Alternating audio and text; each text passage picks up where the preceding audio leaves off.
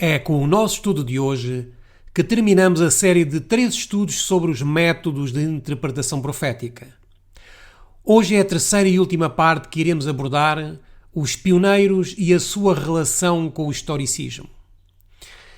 Temos aqui alguns dos pioneiros que podemos considerar como os pais da nossa fé adventista e vamos ver o que eles nos deixaram sobre a interpretação profética historicista e da forma como eles permitiram que Deus os utilizasse para cimentar a fé que nos foi dada. Essa fé, esses pilares, temos nós que os manter bem vivos sobre os nossos ombros, pois esta é uma herança maravilhosa que foi-nos deixada desde o surgimento deste povo, do povo adventista. Neste momento, queridos irmãos, devemos retomar o estudo baseado nestes princípios que nos foram mostrados e confiados. Ao longo da história temos visto a forma como Deus se tem manifestado e como Deus tem conduzido o seu povo. E é por isso que agora vamos ver qual era a forma pela qual os pioneiros da nossa fé interpretavam a profecia e que deu impulso ao tremendo movimento adventista, que quando eles descobriram todas estas verdades, muitos aceitaram a mensagem adventista e se uniram a esta grande verdade. É por isso que a nossa preocupação devido ao que atualmente vemos ao redor do mundo adventista, vamos ver então que a palavra do nosso Deus nos mostra que o respaldo que estes grandes homens de fé tiveram, e vamos estudar alguns dos escritos que estes homens escreveram. Temos aqui alguns deles: Guilherme Miller, Charles Fitz, Uriah Schmidt, Stephen Nelson Haskell, John Norton Logborough, Tiago White e Ellen White. Ellen White chegou inclusive a recomendar alguns livros destes homens a fim de podermos sustentar com bases bem mais sólidas ainda a verdade para atualmente a podermos cimentar mais. Foram estas verdades que tornaram vitorioso o movimento adventista desde o seu início. Um povo diferente, com uma luz que Deus lhe outorgou. E essa mesma luz é a que nós devemos sustentar hoje pelo método historicista, pois foi esse método que Deus deu aos nossos pais da fé. E por este método devemos mostrar ao mundo onde nos encontramos na história profética. Vamos ler o que nos diz o livro de Mensagens Escolhidas no volume 2 e na página 225. Sou grata por poder ainda o pastor J. N. Logborough usar suas habilitações e dons na causa de Deus. Ele tem ficado fiel em meio de tempestades e provações. Com o pastor Schmidt, meu esposo, irmão Butler, que se nos uniu mais tarde, e vós, ela está a escrever a Stephen Nelson Haskell, pode ele dizer: o que era desde o princípio, o que vimos e ouvimos, isso vos anunciamos, para que também tenhais comunhão conosco. E a nossa comunhão é com o Pai e com o seu Filho Jesus Cristo. 1 João capítulo 1, versículos 1 a 3. Quando esta geração atual de adventistas nos unirmos ao que estes homens de fé entenderam, seguiram, aceitaram como doutrina, como interpretação profética, se nós nos unirmos a eles, eles estavam unidos a Cristo e Cristo estava unido ao Pai. Então nós confirmamos esta verdadeira unidade pela qual inclusive Cristo orou no momento. E o que é que estes homens falaram? O que é que estes homens escreveram? O que é que estes homens transcreveram para nós atualmente? Já estudámos no nosso estudo recente intitulado A Herança Deixada pelos Pioneiros Adventistas, o que a mensageira do Senhor nos diz sobre os seus escritos, ou seja, que eles deveriam ser reimpressos porque contém a verdade para hoje. Para aqueles que não assistiram a esse estudo sobre a herança deixada pelos pioneiros adventistas, deixamos aqui o link do estudo que se encontra no nosso canal do YouTube. Vamos então ver como estes homens aplicaram a história aos eventos proféticos através dos seus escritos, os quais foram apoiados pela mensageira do Senhor. Muitos dizem que os pioneiros não foram inspirados. E por isso foi importante termos feito um estudo anterior sobre a herança que os nossos pioneiros nos deixaram, onde lá é explicado que apesar de não terem tido o dom profético concedido a Ellen White, eles foram influenciados e guiados pelo Espírito Santo para escreverem os livros que nos deixaram. Estamos no ano de 1842 e surge entre o movimento adventista o importante diagrama o qual é mencionado no livro O Grande Conflito, na página 392. E vejamos o que é que a serva do Senhor nos diz sobre este diagrama conhecido como o diagrama de 1843. Já em 1842, a ordem dada nesta profecia de escrever a visão e torná-la bem legível sobre as tábuas, a fim de que a pudesse ler o que correndo passasse, havia sugerido a Carlos Fitch a preparação de um mapa profético a fim de ilustrar as visões de Daniel e do Apocalipse. A aplicação deste mapa foi considerada como cumprimento da ordem dada por Abacuque. E o que é que nos diz o livro de Abacuque? Vamos a Abacuque, capítulo 2, e versículos 2 e 3. Então o Senhor me respondeu e disse: escreve a visão e faça-a bem legível sobre tábuas, para que a possa ler quem passa correndo. Pois a visão é ainda para o tempo determinado, mas no final ela falará e não mentirá. Se tardar, espera, porque certamente virá, não tardará.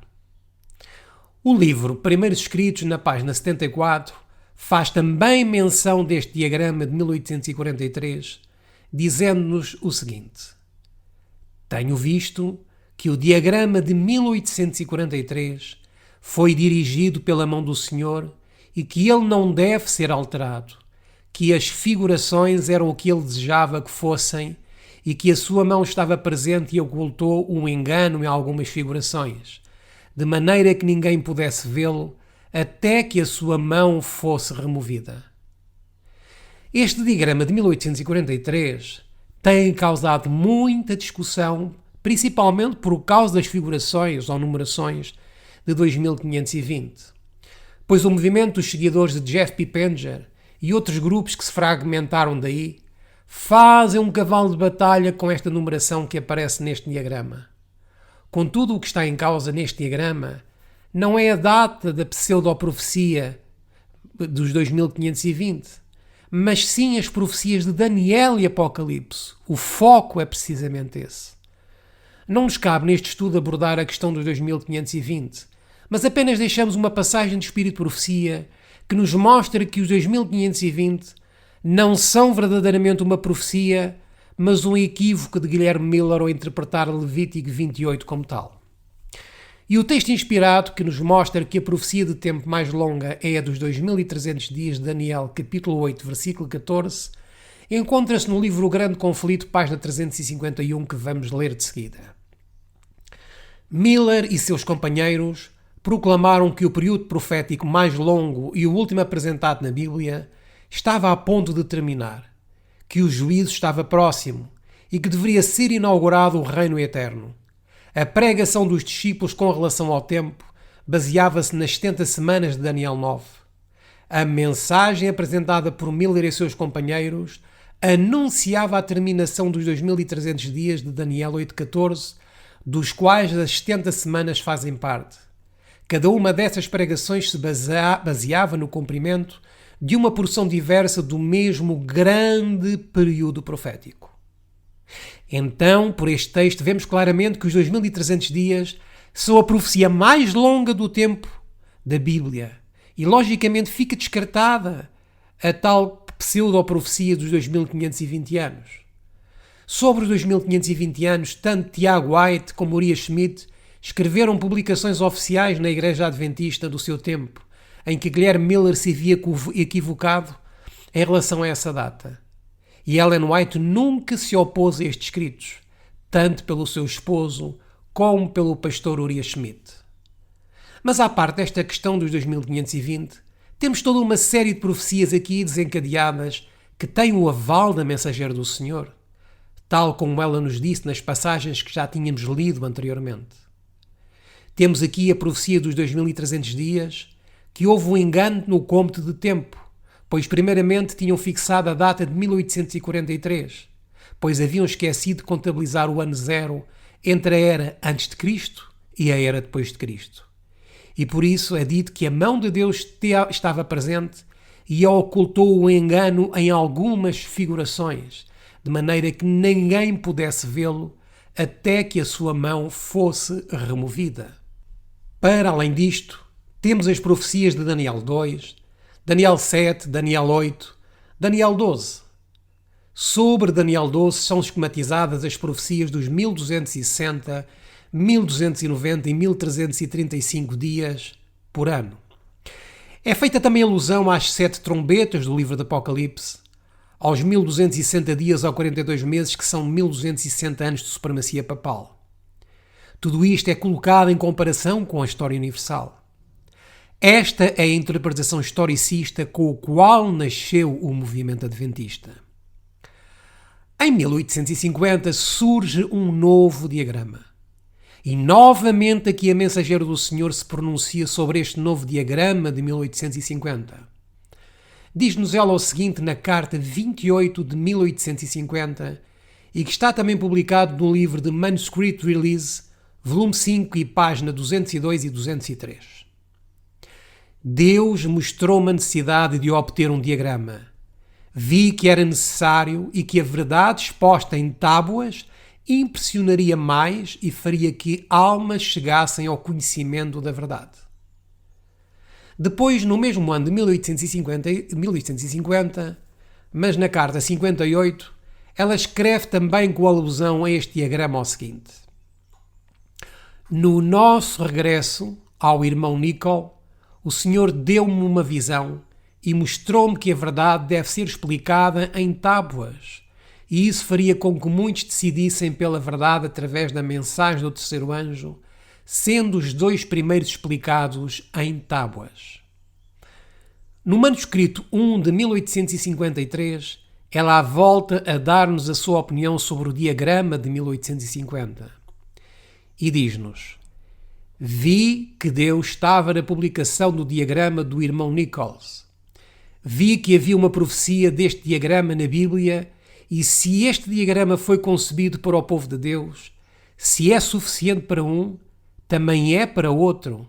E se alguém precisasse de um novo diagrama pintado a uma escala maior, todos precisam tanto quanto ele.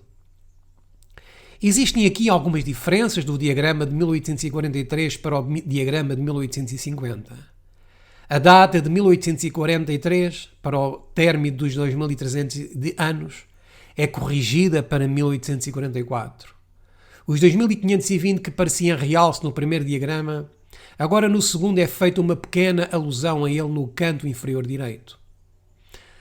Contudo, as profecias alusivas a Daniel e Apocalipse mantinham-se, e é incluído até alguns pormenores sobre o santuário celestial, onde se faz agora alusão a Daniel 9.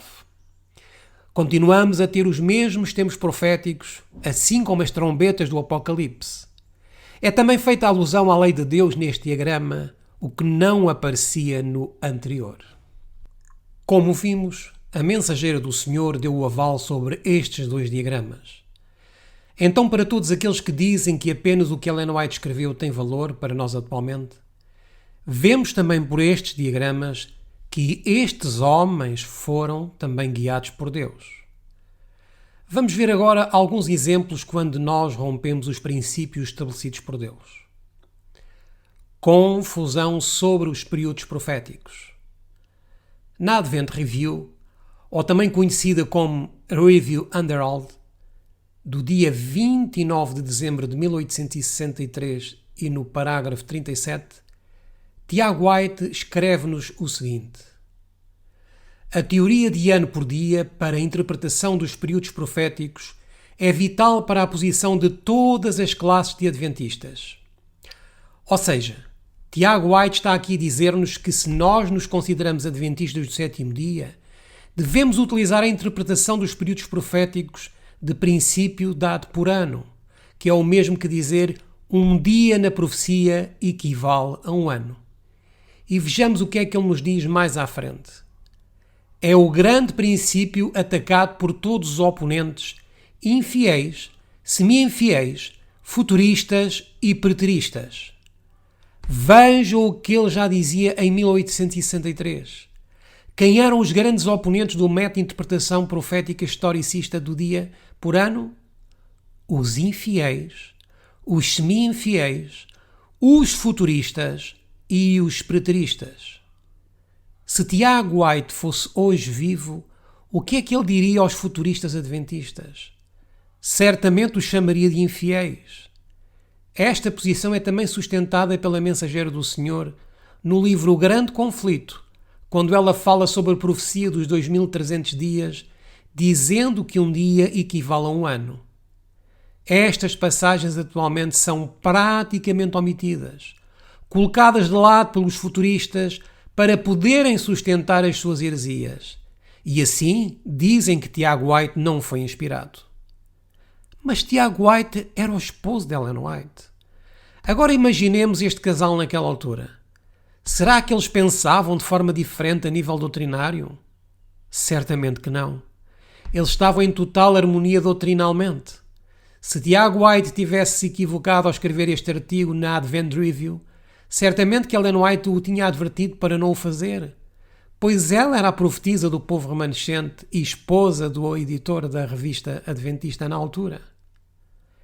Então, se tu, meu querido irmão ou querida irmã, andas pelos caminhos sinuosos do futurismo, é-nos dito aqui em 1863, por este servo do Senhor, que era esposo da profetisa, que és, neste caso, um oponente à verdade.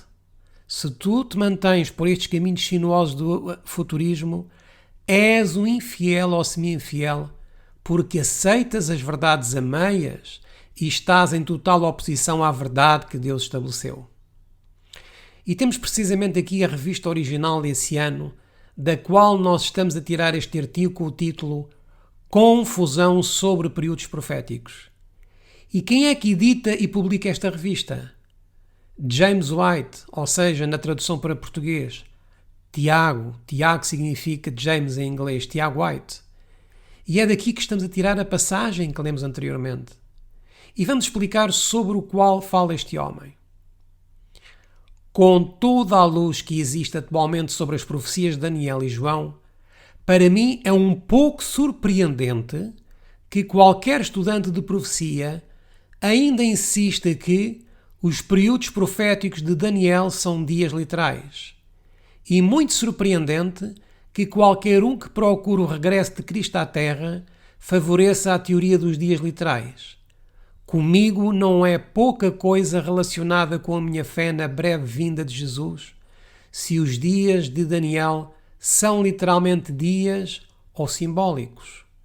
Creio sem hesitação que tempo e tempos e metade de um tempo, os 2300 dias, tempo, tempos e metade de um tempo, 1290 e 1335 dias de Daniel 7, 8 e 12 são simbólicos, cada dia de pé durante um ano. E penso que posso dar uma razão para a minha esperança sobre este ponto. Eu creio que estes dias são dias por anos. Vemos aqui Tiago White desacreditando aqueles que colocavam os períodos proféticos como dias literais. Aqueles que colocam os 1290 e 1335 dias como dias literais e não simbólicos. Isto é uma autêntica reprimenda para os adventistas futuristas atuais. Eles detestam que estes documentos oficiais sejam revelados, pois mostram as verdades pela qual o movimento adventista se formou e desmascaram os atuais falsos profetas que interpretam erradamente várias profecias de Daniel e Apocalipse. A palavra do nosso Deus, meus queridos irmãos, por vezes é dura e desmascara os enganos mais súbditos do inimigo. Continua Tiago White a dizer-nos o seguinte no mesmo artigo. Porque o tempo e tempos e divisão do tempo, capítulo 7, tempo e tempos e metade, capítulo 8, se aplicam aos mesmos eventos a que um tempo e tempos e metade de um tempo, de Apocalipse 12, 14. Os 1260 dias de Apocalipse 11, 13, Apocalipse 12, 6 e os 42 meses do Apocalipse 12, 2 e Apocalipse 12, 5 se aplicam. E nenhum expositor crítico tentará por um momento fazer com que a longa perseguição da Igreja mártir pela besta de 7 cabeças e 10 chifres seja apenas 1260 dias literais, Quando foi esse número de anos? Aqui temos tudo isto muito bem esquematizado. Atualmente estão a dizer-nos que os 1260, que os 1290 e os 1335 dias estão imersos nos dias da perseguição para a Igreja. Mas isto não pode ser. Já nos dizia James White em 1863, porque estes números representam anos e não dias literais. E se nós não aceitamos os princípios, se não aceitamos os escritos dos pioneiros que têm o aval da mensageira do Senhor, porque eles praticamente em todos estavam de acordo com a inspiração divina e eles caminhavam em conjunto. De outra forma, eles teriam dividido nessa altura a Igreja, com muitas fações nesse tempo.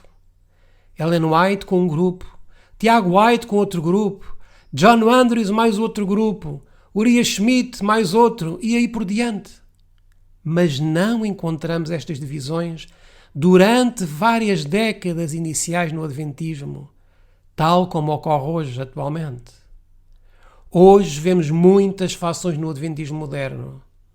Uns que marcam datas para a vinda de Cristo, outros que negam a terceira pessoa da divindade como o Espírito Santo, os que celebram festas judaicas, os que dizem que se tem que pronunciar o nome de Deus nas línguas originais, os davidianos da vara do pastor, os do movimento de reforma, os que colocam as trombetas de Apocalipse no futuro, os 1260, 1290, 1335 dias como dias literais e ainda por cumprir, os pepingeristas com os 2520, os terraplanistas e por aí podíamos continuar. Estes problemas atuais não existiriam com os pioneiros adventistas, porque todos coincidiam com a mesma doutrina, com o mesmo princípio, chegaram à mesma unidade através de Cristo Jesus. E se nós, como adventistas do sétimo dia, não tivéssemos deixado as veredas antigas, tal como nos diz o profeta Jeremias no capítulo 6 e no versículo 16, certamente estaríamos unidos em propósito e em doutrina através de Jesus. A palavra do nosso Deus tem-nos dado muitas advertências. E aqui temos a Advent Review, mas agora em 14 de fevereiro de 1854. Este artigo foi escrito pelo pioneiro John Loughborough. Diz-nos o seguinte: mais uma vez foi dito a Daniel que ele deveria descansar e permanecer na sua sorte no final dos dias, ou períodos proféticos. Não encontro nenhum que se prolongue para além de 1844. Os períodos de 1290 e 1335 dias começam com a queda do paganismo, 508. Acrescentando os 1290 anos, levam-nos até 1798 e 1335 anos completos levar-nos-iam até 1844, o último período. Quando falamos com alguns adventistas futuristas, eles não podem negar estes dados históricos, mas os seus argumentos são que tudo se vai novamente repetir. Outros são ainda mais ousados na sua falsidade e dizem abertamente que os pioneiros estavam enganados, porque como todos eles esperavam a vinda de Cristo para 22 de outubro de 1844, então eles dizem que foi por isso que os pioneiros colocaram todas essas profecias para essas datas a fim de se enquadrarem. E como dizem eles que estavam no erro, dizem agora estes futuristas que elas vão-se verdadeiramente cumprir, mas agora no futuro. Temos então estas duas versões. Aqueles que dizem que estas profecias têm um duplo cumprimento, nos futuristas, e os outros futuristas dizem que os pioneiros estavam totalmente enganados e que estas profecias têm um cumprimento de dias literais ainda no futuro.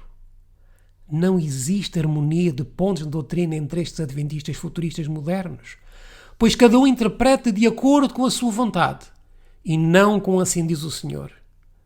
Isto é uma autêntica Babilónia doutrinária. Por isso, meus irmãos, fazemos-vos um chamado para a fé original adventista, para que despertemos destes enganos atuais e aceitemos as verdades que Deus estabeleceu para este tempo. Que Deus nos ajude a abrirmos os olhos para que possamos ver em que tempo nós estamos a viver. Além disso, sabemos que Ellen White apoiava estes pioneiros conforme já vimos num estudo anterior. Vejamos agora o que também se ensinava nas lições da escola sabatina, que era o estudo oficial da Igreja Adventista do sétimo dia. Temos aqui o trimensário do segundo trimestre de 1895. Temos inclusive aqui a tradução para o português deste trimestre, que tivemos o privilégio de poder traduzir na íntegra para a língua lusitana. O tema aqui tratado é sobre o livro de Daniel. Vejamos o que nos diz aqui a lição número 13 nos seus comentários. No inglês original encontra-se na página 37 e 38 e na versão que publicamos em português está na página 49. E então diz-nos o seguinte. No ponto 4 é-nos dito: este período é idêntico ao de Daniel 7:25 e Apocalipse capítulo 12 versículos 6 e 14, que descobrimos serem 1260 dias proféticos ou anos literais, começando em 538 d.C. e terminando em 1798 d.C. Aquele que respondeu a esta pergunta é evidentemente Cristo, o mesmo que respondeu à pergunta relativa ao tempo em Daniel capítulo 8, versículo 13. E era isto que eles ensinavam em 1895, já passados 51 anos do início de 1844. A doutrina mantinha-se inalterável. Era isto que continuava a ensinar a Igreja Adventista depois de todos estes anos. Vejamos agora o ponto número 6. O contínuo ou paganismo, sacrifício é uma palavra acrescentada, foi tirado em 508 d.C. Isto deveria preparar o caminho para o estabelecimento ou criação da abominação da desolação, ou papado, em 538 d.C. De 508 d.C. adicionamos 1290 dias proféticos, ou anos literais, e somos levados para o ano 1798 d.C., a mesma data a que se estendem os 1260 anos. E faz aqui uma alusão aos pensamentos sobre Daniel e o Apocalipse nos capítulos 11 e 12 do pastor Schmidt. Nesta lição da Escola Sabatina do segundo trimestre de 1895, quem é que a estudava também? Quem é que assinava também esta lição? Quem analisava também profundamente este estudo? Eram os pioneiros adventistas e principalmente a Mensageira do Senhor. Todos eles tinham estes pontos em comum de interpretação profética. Todos eles eram unânimes e todos estavam unidos em doutrina. Vejam que eles colocavam a profecia dos 1290 dias como tendo o seu início no ano 508 d.C. e com o seu termo em 1798. Vejamos agora o ponto número 7. Isto é, começando na mesma data que os 1290 anos, a saber 508 d.C., os 1335 dias proféticos, ou anos literais, prolongar-se-iam até 1843 d.C., a altura em que uma grande bênção veio ao povo de Deus, ao se regozijarem no livro de Daniel, que estava então aberto e aumentou no conhecimento da palavra profética, e regozijaram-se com as claras evidências da vinda do Salvador para redimir o seu povo em breve. Lucas capítulo 21, versículo 28. Esta era a lição da Escola Sabatina do segundo trimestre de 1898. Temos esta informação disponível tanto em inglês como também agora em português. Se desejar este trimensário, pode pedi-lo-nos em PDF que o enviaremos com muito gosto para si. Contudo, ao vermos tudo isto, é muito triste ver como o adventismo atual está a unir-se ao futurismo, escutando novas interpretações, ao dizer que várias profecias cumpridas ainda estão no futuro, que a perseguição para o povo de Deus será de 3 anos e meio literais. Estes e outros enganos serão fatais para este tipo de pessoas, porque se estão posicionando mal no plano profético e assim não discernirão os acontecimentos proféticos e históricos de forma correta. Por isso já Tiago White dizia que aqueles que estão contra os princípios de interpretação profética e historicista são pessoas infiéis ou semi-infiéis, preteristas ou futuristas. Será que precisamos que venha um anjo diretamente a nós e que nos digam: tu estás diretamente a caminhar no futurismo, Tu estás aceitando doutrinas católicas jesuítas. Tu estás a torcer os princípios que Deus estabeleceu no princípio. Quando os nossos pais da fé nos deixaram uma herança, o que estamos nós a fazer com ela? Se todos tivéssemos sido fiéis a estes princípios, não haveriam os ventos de doutrina que atualmente existem entre o professo e o povo de Deus. Falta-nos ainda falar do pioneiro Uriah Schmid, que foi também um grande homem de fé adventista. O livro de Daniel e Apocalipse, da autoria de Uriah Schmid, teve o aval de Ellen White. Já tínhamos visto isto no nosso estudo que tem por título A Herança Deixada pelos Pioneiros Adventistas.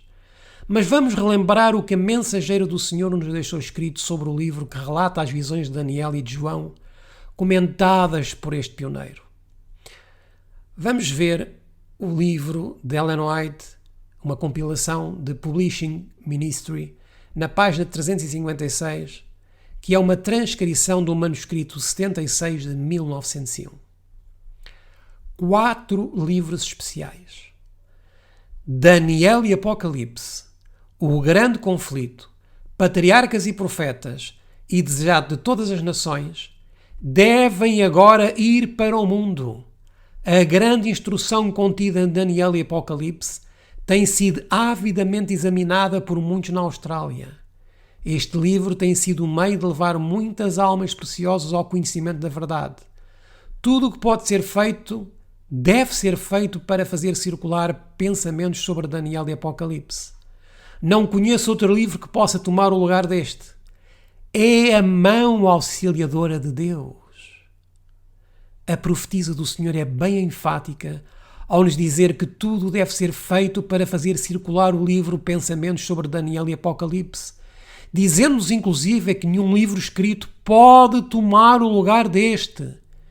E termina esta passagem com uma frase bem esclarecedora, que diz-nos que este livro é a mão auxiliadora de Deus. Mais claro do que isto, meus irmãos, é impossível. Sabemos que isto incomoda muito os modernos adventistas futuristas, pois este livro desmascara as suas falsas interpretações proféticas. Mas contra o que está escrito sob a direção de Deus, nós tememos ao que o Senhor nos diz e não podemos dar o nosso aval aos falsos profetas atuais, aqueles que ensinam o futurismo e o preterismo. Vamos então ver o que nos explicou Uriah Schmid sobre o dia por ano para o cumprimento dos 1290 e 1335 dias. O que nos diz Schmid? Ele começou a falar acerca do contínuo e a chave era entender o contínuo. Por isso, antes de irmos diretamente ao livro do pastor Schmid, vamos ver primeiramente uma passagem no livro de Primeiros Escritos da Serva do Senhor, na página 74, em que ela nos diz o seguinte: Vi então em relação ao contínuo, de Daniel capítulo 8, versículo 12, que a palavra sacrifício foi suprida pela sabedoria humana e não pertence ao texto, e que o Senhor deu a visão correta àqueles a quem deu o clamor da hora do juízo. Quando houve união, antes de 1844, quase todos eram unânimes quanto à maneira correta de se entender o contínuo. Mas na confusão desde 1844, outras opiniões têm sido abrigadas, seguindo-se trevas e confusão. O tempo não tem sido um teste desde 1844 e nunca mais o será. Então, quando ela entendeu que a palavra sacrifício era uma palavra que tinha sido acrescentada ao texto original, então vieram os pioneiros e começaram também a entender que a palavra sacrifício não fazia parte do texto original. Vamos então ver o que nos diz Uriah Schmid no seu livro Daniel e Apocalipse. O sacrifício diário.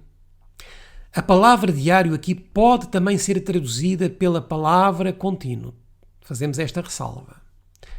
O sacrifício diário, voltamos a dizer, temos provas no versículo 13 de que sacrifício é a palavra errada a ser suprida em conexão com o termo diário ou contínuo. Caso o texto fizesse referência ao sacrifício diário do serviço do templo judaico, ou em outras palavras, ao fim desse sacrifício, como se põe em alguns, que de facto se encerrou em determinado ponto do tempo, não faria sentido a pergunta: até quando duraria a visão em relação a esse facto?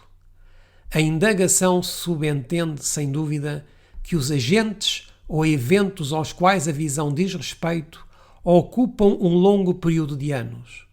A continuidade do tempo é a ideia central. E todo o tempo da visão é preenchido por aquilo que é chamado de diário ou contínuo e transgressão desoladora. Logo, o diário não pode ser o sacrifício diário dos judeus, cuja retirada, quando ocorreu, ocupou apenas um instante do tempo. Ela deve denotar algo que transcorra por diversos anos. Ao estudarmos estes livros, começamos a encontrar muitas verdades que hoje têm sido ocultadas ao nosso povo. Diz-nos aqui mais à frente, e ainda na mesma página, o seguinte: a ideia de sacrifício não se encaixa de maneira nenhuma com a palavra. Tampouco há alguma palavra no texto que signifique sacrifício. Trata-se de uma palavra totalmente acrescentada que os tradutores colocaram segundo a sua compreensão do texto que o parecia demandar. É evidente que tinham uma visão errónea, pois não se faz referência alguma aos sacrifícios dos judeus.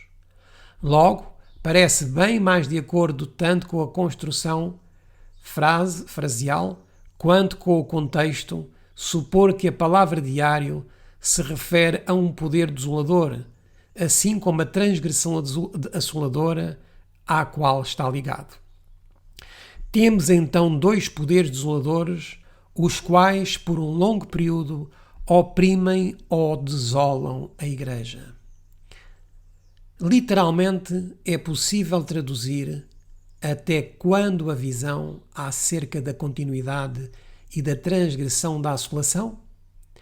Com a palavra assolação, se referindo tanto à continuidade quanto à transgressão, como se fosse expresso de forma completa da seguinte maneira: a continuidade da assolação e a transgressão da assolação. Por continuidade da assolação, ou assolação perpétua, devemos compreender uma alusão ao paganismo, ao longo de toda a sua duradoura história. A transgressão da assolação consiste em uma referência ao papado. A expressão que descreve o segundo poder é mais forte do que a usada para falar do paganismo. Vemos então aqui, de forma também bem clara, que a palavra sacrifício não existe no texto original, tal como nos dizia já Ellen White. Foi um acréscimo feito pelos tradutores. Vemos também que o diário, mais vulgarmente conhecido como contínuo, se refere ao paganismo e a transgressão da assolação se refere ao papado. Foi isto que durante muitos anos foi ensinado pelo povo adventista, mas que infelizmente hoje muitas destas verdades estão sendo deitadas por terra. Não é o nosso propósito neste estudo aprofundarmos a questão do contínuo de Daniel capítulo 8, versículo 13. Talvez possamos fazer isto num estudo só sobre este tema. Vamos ver mais um pouco do que nos diz este mesmo livro do pastor Schmidt. Do ponto de vista religioso, o mundo só apresentou essas duas formas de oposição à obra do Senhor na Terra. Logo, embora 3 governos terrestres sejam mostrados na profecia como opressores da Igreja, eles são agrupados sobre 2 categorias: o diário, ou contínuo, e a transgressão assoladora. A Medo-Pérsia era pagã. A Grécia era pagã. Roma, em sua primeira fase, foi pagã. Todos esses estão contidos no diário. Então vem a forma papal, a transgressão assoladora, um prodígio de astúcia e artimanhas, a encarnação diabólica da crueldade e sede de sangue. Não é de se espantar que o clamor dos mártires sofredores ao longo das eras seja: até quando, Senhor? Até quando? Mais uma vez, temos aqui de uma forma bem explícita que o diário, ou o contínuo, representa o paganismo, que foi a primeira forma de oposição à obra do Senhor na Terra, e este é logo seguido pela transgressão assoladora, que é o papado. E para fecharmos com Uriah Schmid, vamos ver o que ele nos diz na página 210 e 211. À medida que nos aproximamos do ano 508 d.C., contemplamos a intensificação de uma grande crise entre o catolicismo e as influências pagãs que ainda existiam no Império. Até à conversão de Clovis, rei da França, em 496 d.C., os franceses e outras nações de Roma Ocidental eram pagãos. Depois desse evento, porém, os esforços para converter os idólatras ao romanismo foram coroados de grande sucesso. Conta-se que a conversão de Clovis foi a ocasião para conferir ao monarca francês os títulos de Cristianíssima Majestade e Filho mais Velho da Igreja.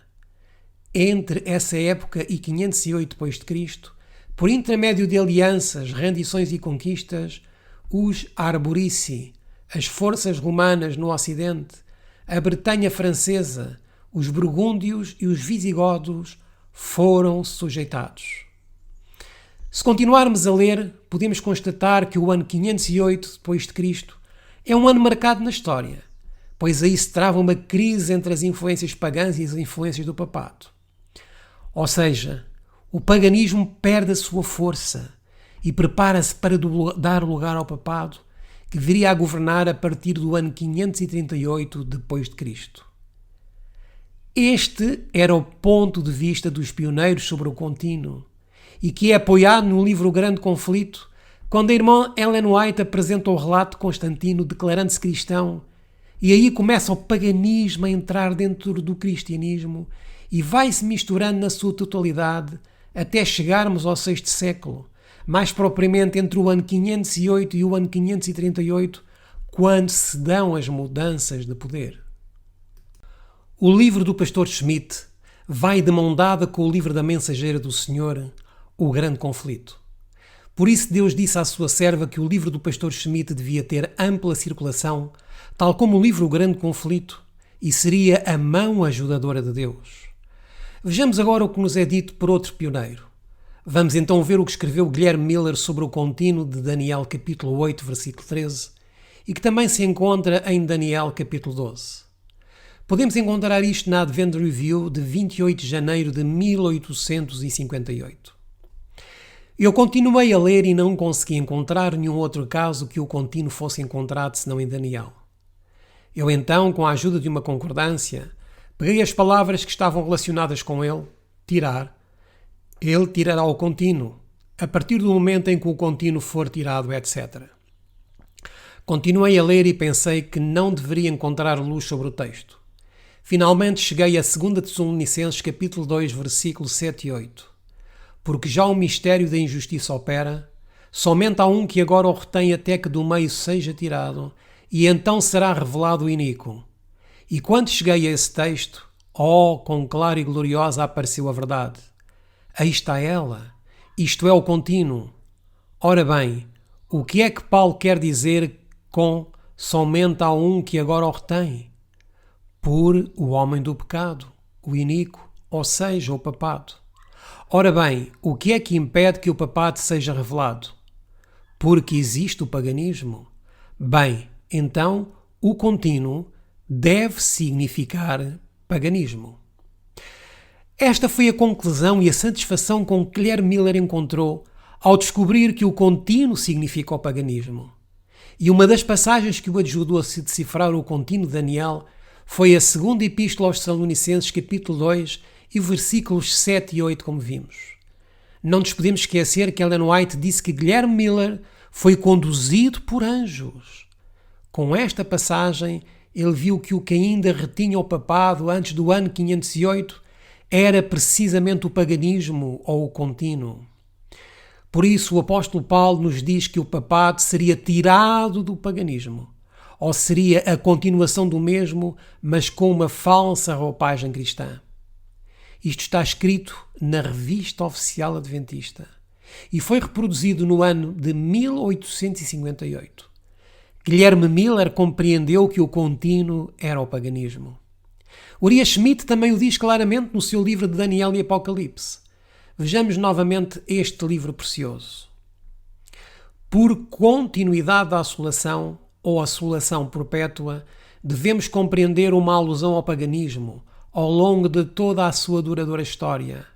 A transgressão da assolação consiste em uma referência ao papado.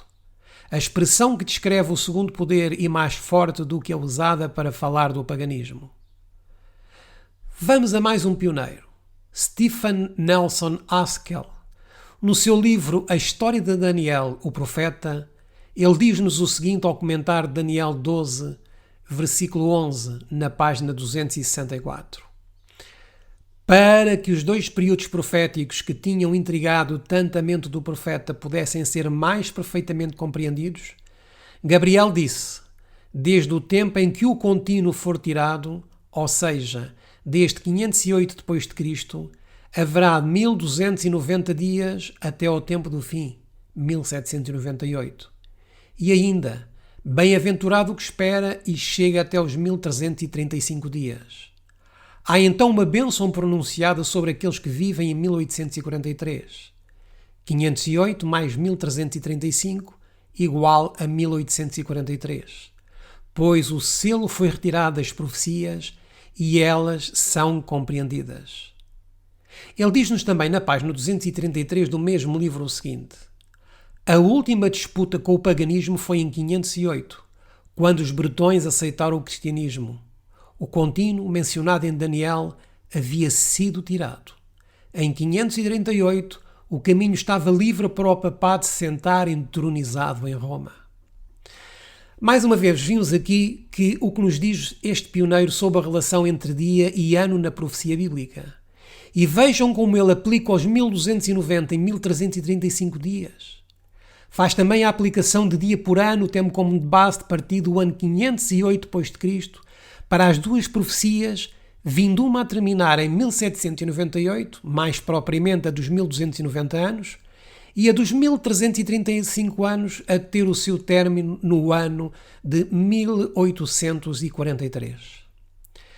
Todos os pioneiros tinham a certeza de que o contínuo era o paganismo e que o paganismo foi tirado no ano 508 d.C. Continuemos com mais outro pioneiro de seu nome, Charles Fitch.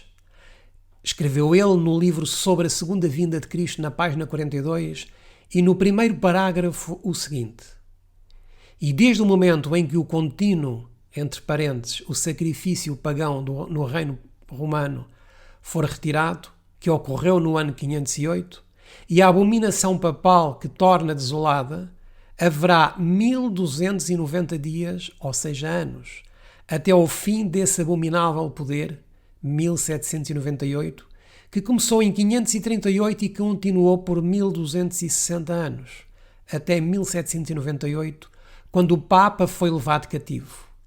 Bem-aventurado o que espera e chega até 1335 dias. Que 1335 dias? O restante dos 2300, como me parece, de 508, quando o sacrifício contínuo foi tirado, que 1335 anos a partir desse período terminará com os 2300 da saída do decreto para construir Jerusalém, 457 a.C. em 1843. Tu, porém, vai até ao fim, porque descansarás, isto é, morrerás, e te levantarás na tua herança, isto é, serás ressuscitado, no fim dos dias. Tais, meus irmãos, são as minhas plenas convicções a respeito das profecias de Daniel e o fim dos períodos nelas estabelecidos. E Charles Fitch estava também em total acordo com Tiago White, Uriah Schmidt, Guilherme Miller, Stephen Nelson Haskell e com todos os outros pioneiros de que eles acreditavam sobre o que era o contínuo, porque todos eles aplicavam o método de interpretação historicista, o método que Nosso Senhor nos ensinou e nos deu. Os pioneiros e as 7 trombetas do Apocalipse.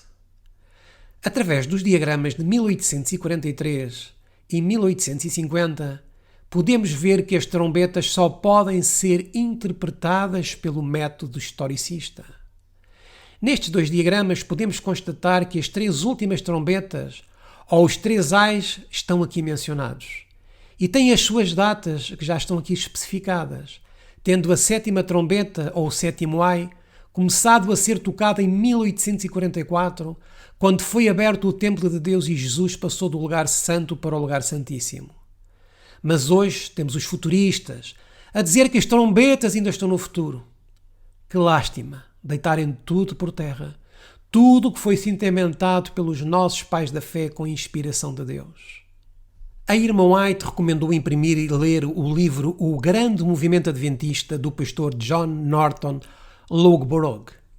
Um livro muito pouco conhecido atualmente, mas que todos os adventistas deveriam conhecer e ler.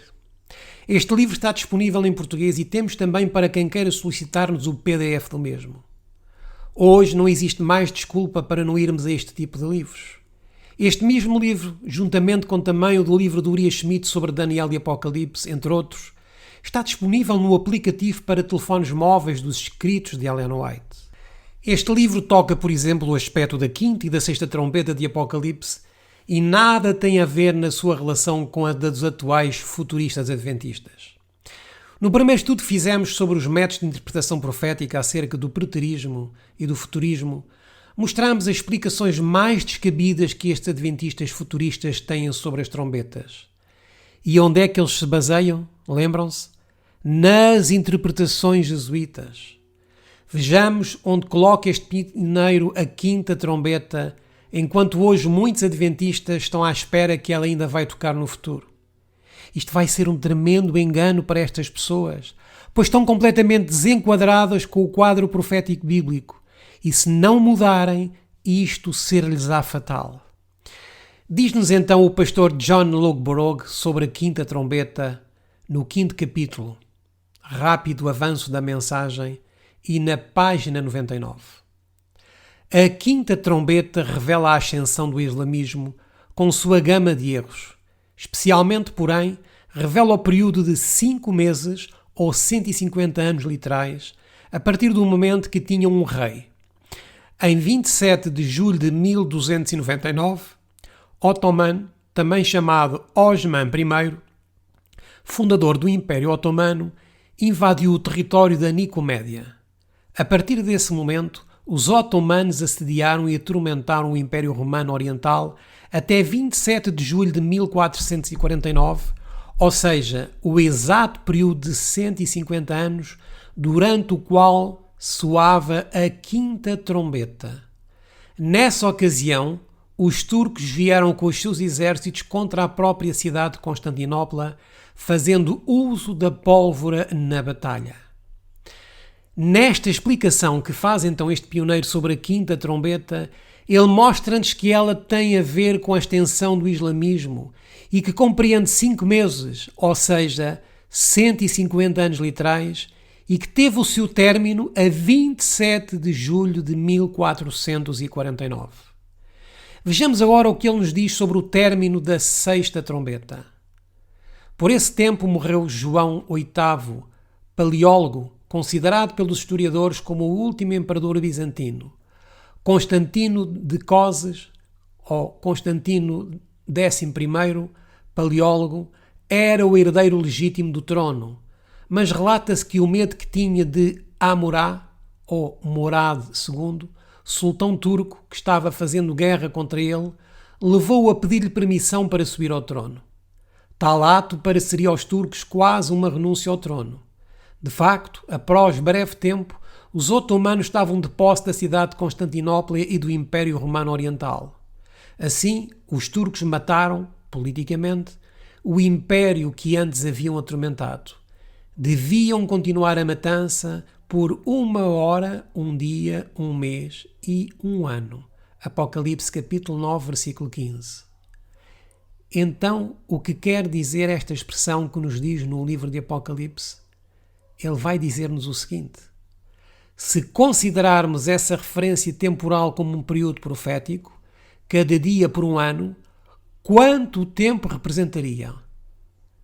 A questão é muito simples, meus irmãos. O autor mesmo diz muito simples. E porquê? Porque era para ele muito simples. Porque ele e os outros pioneiros andavam diariamente com Deus. Tinham uma compreensão muito para além do que a maioria de nós temos. Eram homens de uma comunhão diária com o Senhor tremenda. o que hoje é raro entre o nosso povo.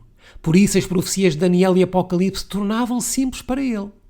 E hoje, muitos de nós as tornamos complicadas e adotamos métodos jesuítas de interpretação.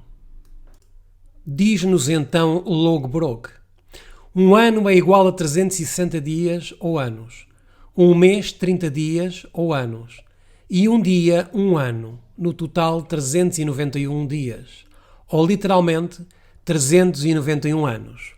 Sendo que uma hora é a 24ª parte de um dia ou ano, simbolicamente seria a metade de um mês ou 15 dias. 360 a dividir por 24 igual a 15.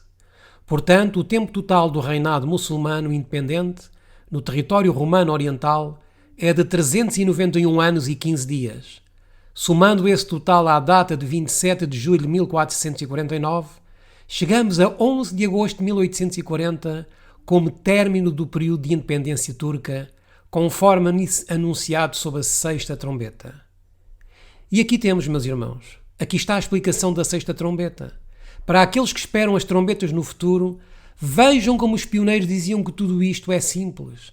E por que razão têm hoje os adventistas que se enredar no vinho de Babilónia, adotando essas interpretações babilónicas? Porque tal como nos diz o final do versículo 16 do capítulo 6 de Jeremias, acerca das veredas antigas, este povo diz: não andaremos nelas.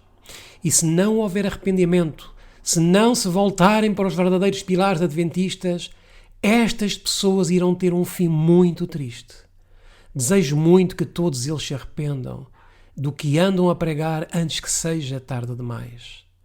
Como vimos, também este pioneiro diz-nos que a conclusão da sexta trombeta ocorreu a 11 de agosto de 1840.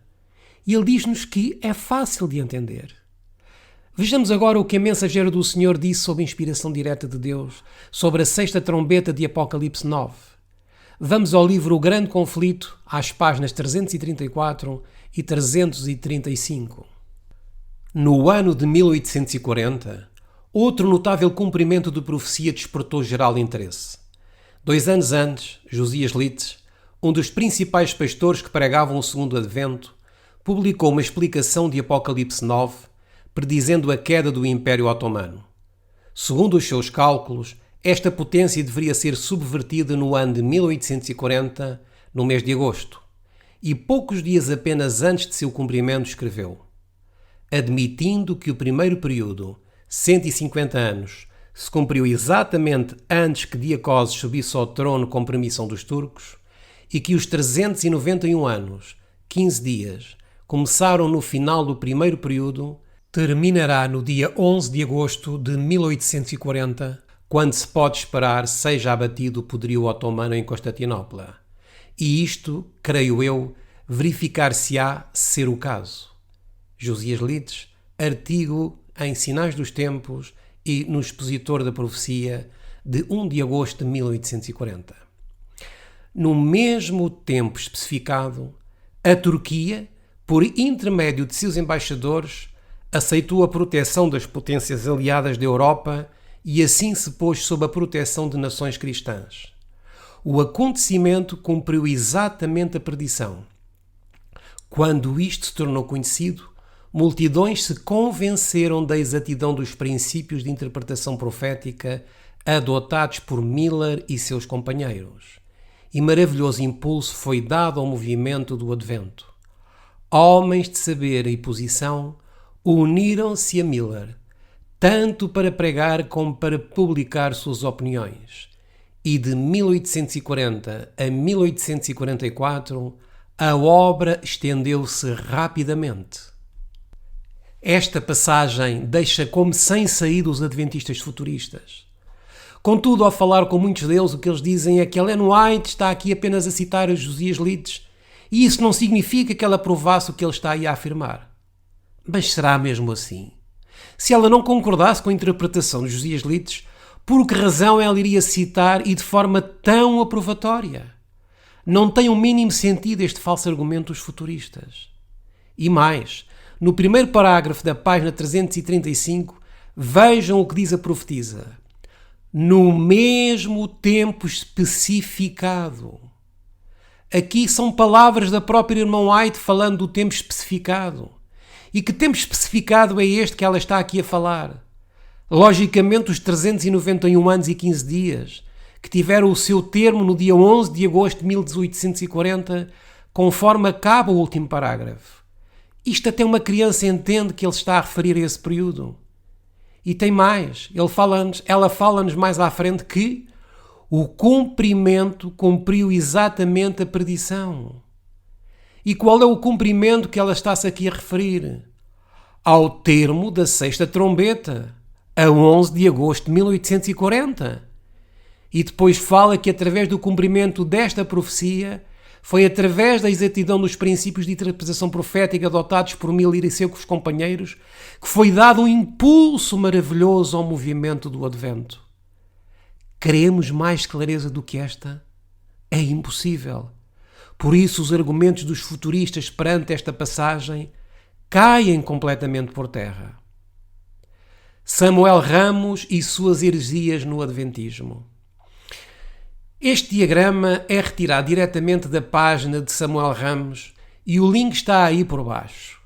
Por aqui vemos a confusão completa em que este homem está mergulhado. É triste, meus irmãos. É muito triste. Aí ele diz que o primeiro selo só começa a ser aberto por ocasião da sétima igreja. A primeira trombeta só começa a ser tocada durante o sétimo selo. Isto nada tem a ver com o Adventismo. Isto são interpretações servidas no vinho de Babilónia. Neste estudo não abordaremos os 7 selos, nem as 7 trombetas em pormenor. Isso pretenderemos fazer em estudos futuros. Contudo, já ficou demonstrado, tanto através do Espírito de Profecia, como através dos pioneiros adventistas que apresentaram as provas crísticas, que as 6 primeiras trombetas já se encontram no passado.